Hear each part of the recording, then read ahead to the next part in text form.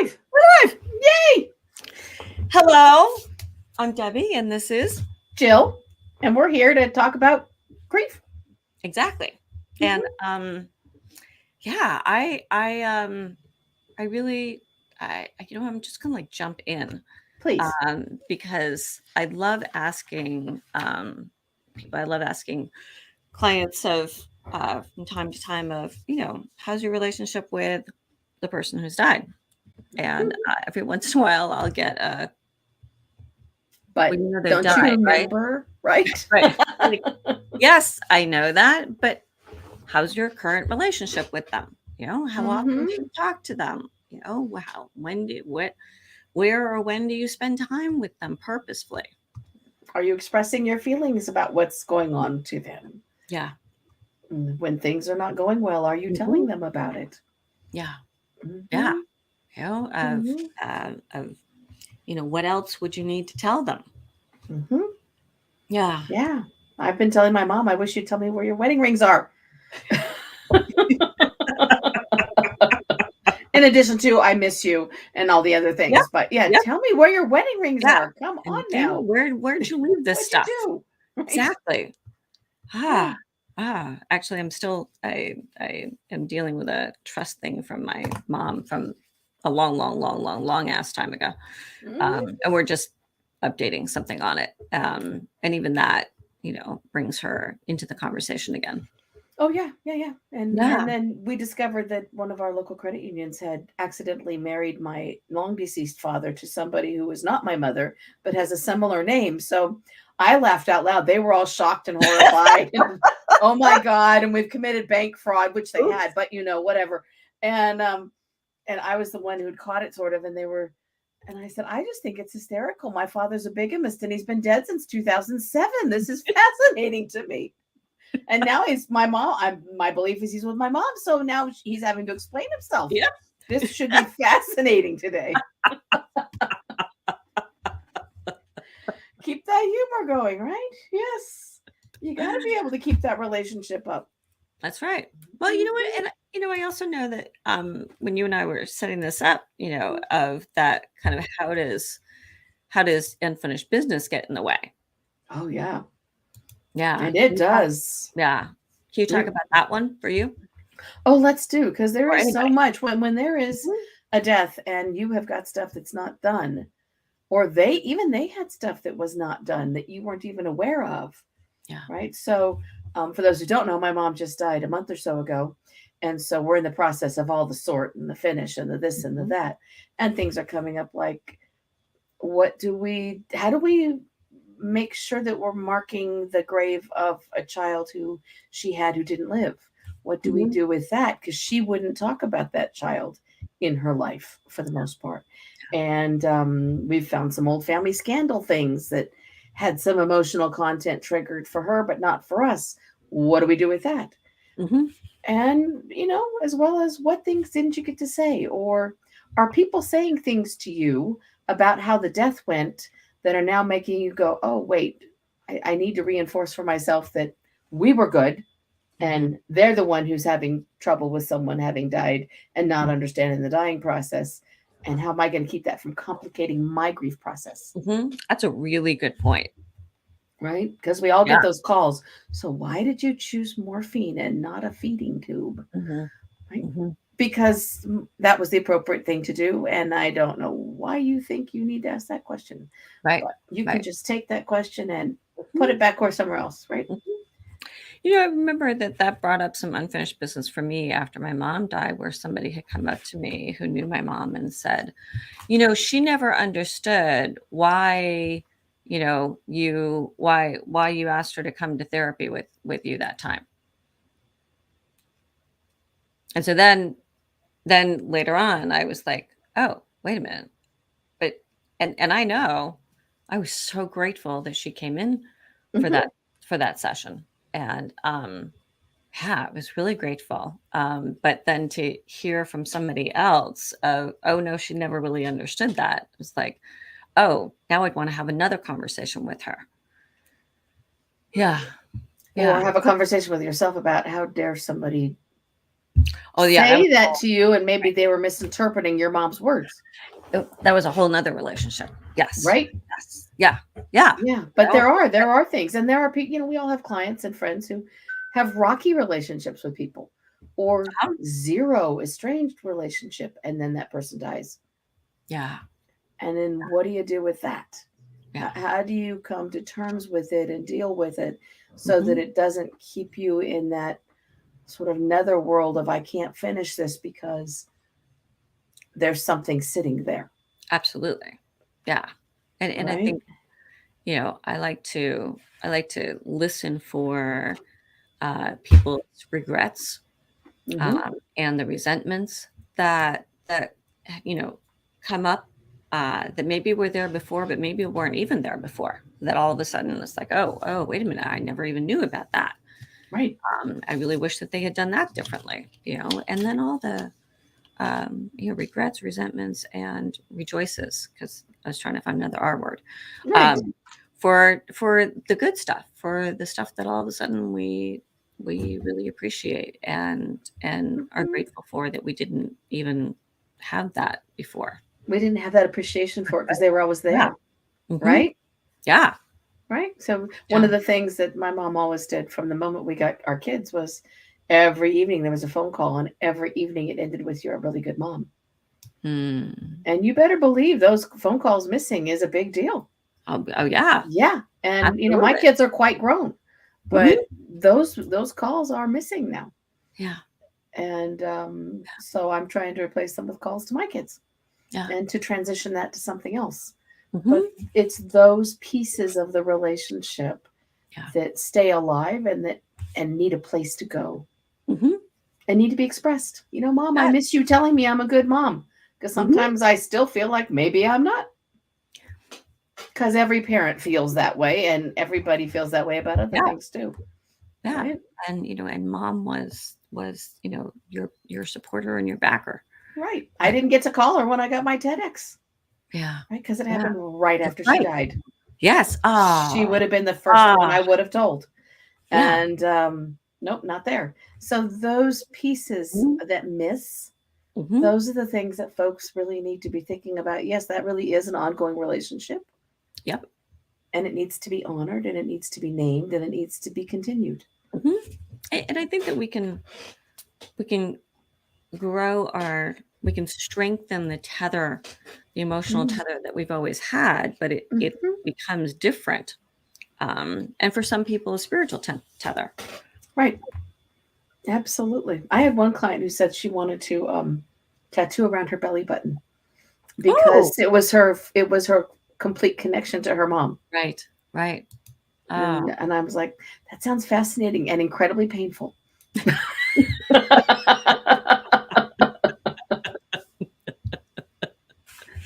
But I'm right there with you if you decide to do it. But I want to right. see it afterward. Not I don't want to know about the bad part. I just want to see what it looks like after. So, because there are ways you can strengthen those ties or really Mhm, work on the ties. mhm. Mm-hmm. Um, I don't know if you've met Charlene Lamb. Uh-huh. I love Charlene. So Charlene is a grief curator, and I love that she, after the death of her mom, at some point she said, I have 100 things. What's the 100 things that I want to keep? Mm-hmm. Which really helped, she said, get more clarity about what was really important or not. And I Right. thought, I thought that was such a great approach, because I've had clients that we've sat and gone, okay, what's the stuff that doesn't matter, what's the stuff that you really want, what's the stuff that's kind of a maybe pile. But she said this was a different approach for her, of I picking like out, that. yeah, the 100 things. And then I love how she, because she's a curator, I love how she suggests, displaying it, putting it up with a little height to it. Mm-hmm. I thought that was just beautiful, because I think I know the things for me have changed so much over the years. Right. And it's nice to put other things up and bring them back out and see them. Yeah. Right. Yeah. Yeah. I'm trying to think. Change the shadow boxes, or where change out the jewelry that we wear every day to make sure we include some of those other pieces. Yeah. Right. Yeah. I think it has such a different meaning later on. A good friend of a neighbor of ours lost both her parents last year, and she took some of the jewelry from her mom and turned it into a ring for herself. And so it's not her mom's ring, but it's her ring with her mom's stones in it. And it gives her some comfort when she looks at it and some connection. Right? Wonderful. I know a good friend of mine, Jay Westbrook, who I just love. I don't know if you've met Jay. And after Nancy died, he ended up at some point taking his ring and her ring and going back to the same jeweler who had made them in the first place and had them combined. Nice. And how much meaning that had for him.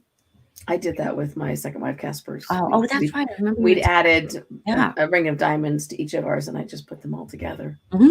Right, because it matters. Yeah. Right, and it continues that relationship. Yeah, I have been known to talk. I talk a lot when I'm in the garden. I have somebody. Wait, who's calling me? Hello, Marjorie. So Marjorie is actually on our seminar. I can't figure out how to get on. Right time. Then you know what? Why don't you get onto the chat? Okay. Yeah. And we'll. You know what, Marjorie? I'm going to invite you in. Okay. Thank you. Okay. That's awesome. So Marjorie is actually somebody that I knew in high school. Now let's see. Now I have to figure out how to do that. If she comes onto the StreamYard original page on whatever page you've got this up on Facebook, are you hearing that? Then you can grab her. Okay. And put her in, or you can send her the link. The same one you sent me. The link. Exactly. Send her the link. Okay, I'm going to go do that. Okay. For those who don't know how to podcast, you can hire a company like StreamYard, and then they do a pop-in into Facebook and LinkedIn and all those places, and then you can invite people onto the show. And so, guess. Okay, and guess. Okay, I'm guess. How the hell did I do that with you? She'll have to click she'll have to click on it. So send her the link, tell her to click on it. Wait, it'll put her into backstage, and then you can click on her in the backstage. Now I'm having a hard time trying to figure out how to get her on as a guest, though. Wait. I know, Marjorie, we're working on it. I'm working on it. Where the hell do I go with this? Is she in the backstage? Got it. Okay. I don't see her yet. It's okay. Okay.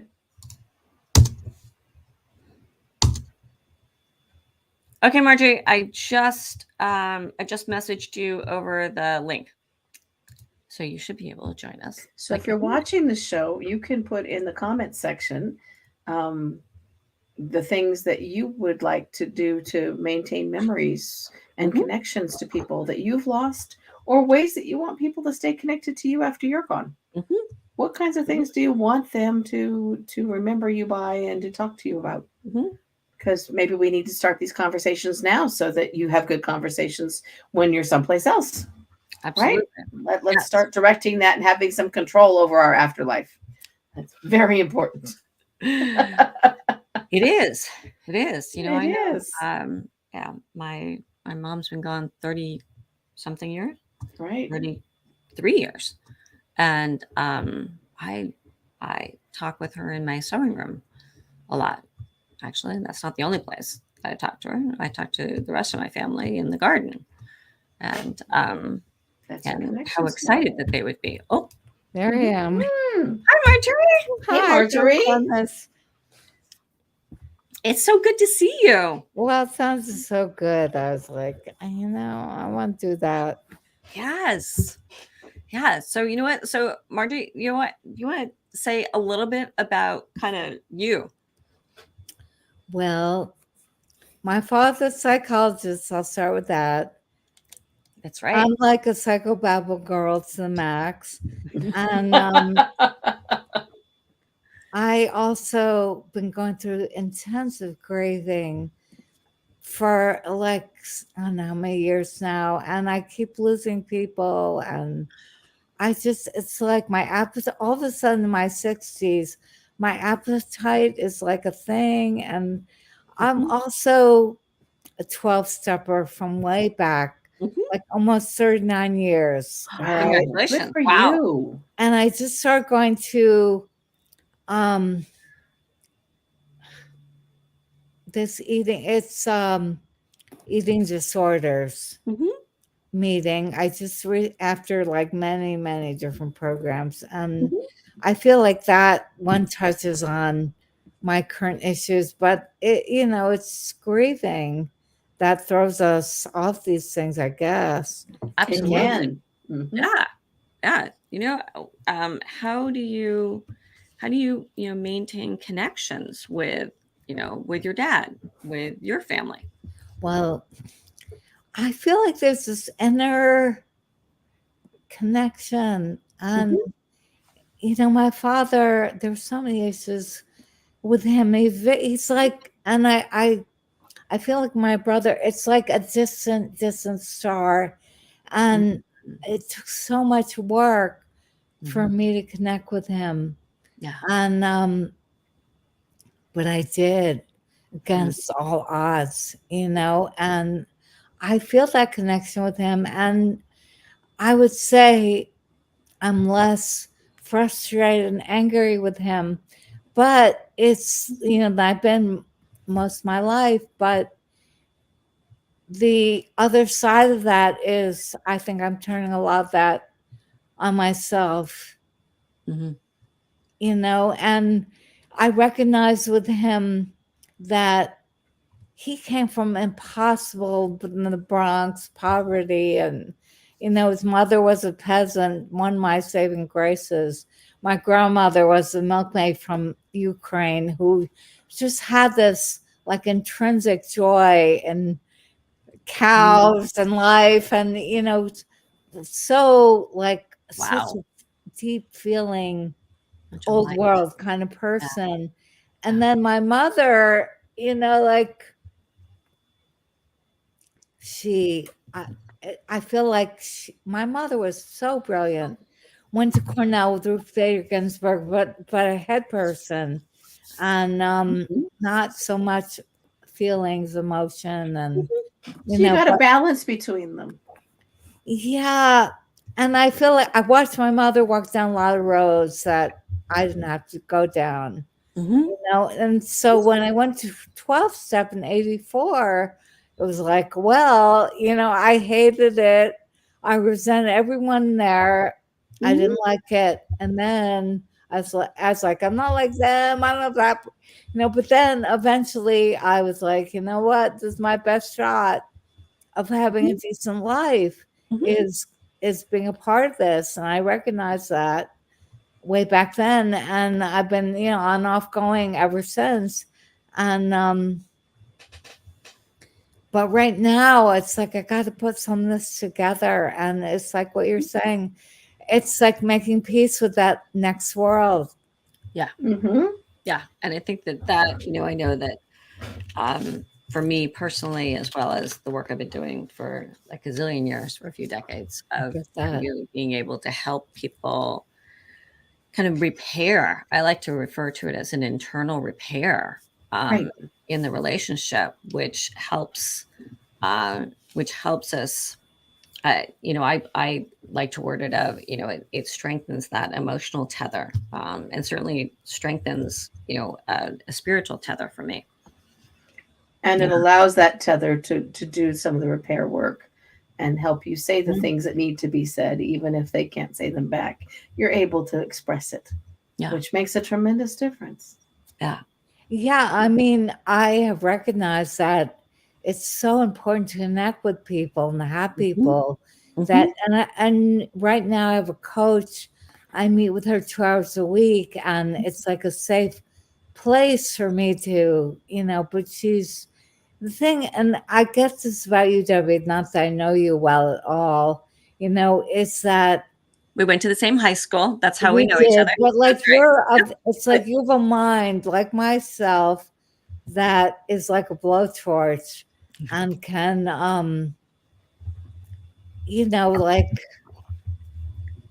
repair things, Mhm. I'm sure, I've no doubt, but it's like I'm somebody who has excess mind energy, I'll say it like that. Mhm.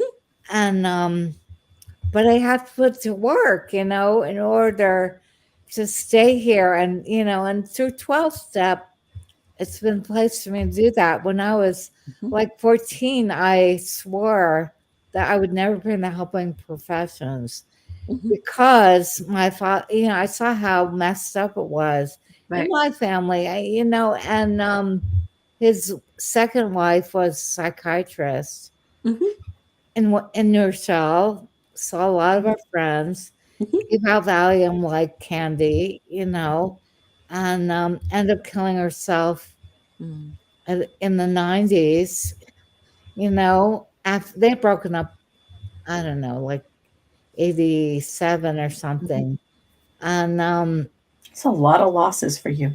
oh, I mean, but it's like I learned, like, Mhm. and I have this knee jerk distrust of psychiatrists and, shrinks. And, it's like, because I've seen the damage done so much.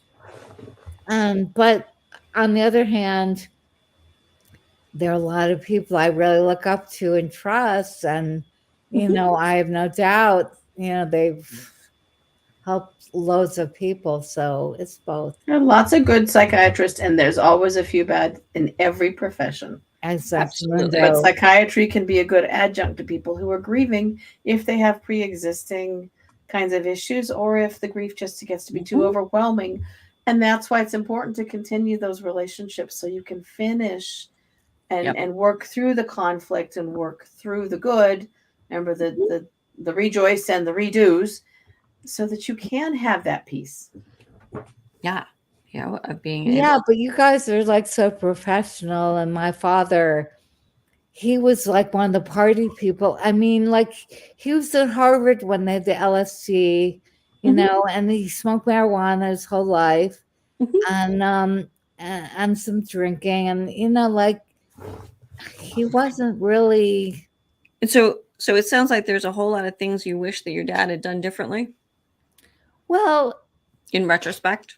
I don't know. I don't go there because I accept who he was, and Uh-huh. I learned from who he was. Mhm. And I loved LSD like in the 70s, Mhm. you know, and now it's like the newfangled medicine, Right. ayahuasca and all It's coming this, back around. but But Well, it's a little more so under keeps coming control around. now when they do it. Right. I haven't Yes. smoked marijuana since 84, I mean, Mhm. so I feel like in a way I'm more like I'm very heady, and I can't help it. It's like my friend Ellen said, it's like I got breastfed psychobabble as growing up, and I can't help it. I just look at people and I can assess them It's like almost kind of like a instantly. But I also know practice that language. it's very dysfunctional and a bad vibe for me to do that. Uh-huh. So I pull back. I can't help it, but I pull back from it and I don't pursue it. Yeah. Yeah. Yeah. That's why therapists in jest wear T-shirts that say things like, "Yes, in fact, I am diagnosing you," I love because you have to therapists, have some fun like with it. But yeah, it sounds like you've been through an awful lot, Mhm. and you've got some good ideas about those relationships and where they need to be. And that's why we really recommend people continue the relationships and be able to work out the things that are left over. Mhm. Yeah. yeah, into the next world is Yeah. what you're saying, right? Mhm. Exactly. Yeah. Exactly. Yeah. So I'm glad you came on to come visit. It's on a spectrum, all the places Yeah. that we are. Isn't it? I Right? know. I It's was one of listening those to, we were things. watching Big Bang Theory last night, and somebody said something about, when We all come from 14 million years ago when all the planets blew up, and we all have little bits of it still, and it continues on, and we take those with us. We'll always be sharing. So there's a continuum That's of beautiful. existence. Isn't that cool? I love that. The Beautiful. profoundness Yeah. of Big Bang Theory. And it wasn't Sheldon who said it, by the way. He doesn't have that much insight. I love And we live that. in this world where, a lot of things are banging up against each other, and Right. right. It's where we came from. Exactly. Right. Yeah. Although I also like the meme that has the fish crawling out of the water that says, if this guy hadn't crawled out of the water, I wouldn't be worrying about paying my taxes today. Well, then there's money, and there's all that. Yeah. Yeah. Well, I'm Yeah. glad you came on today. It was really nice getting Yeah. to see you. Thank you. Yeah. It started Is it- too, right? But it What? was. What'd you say?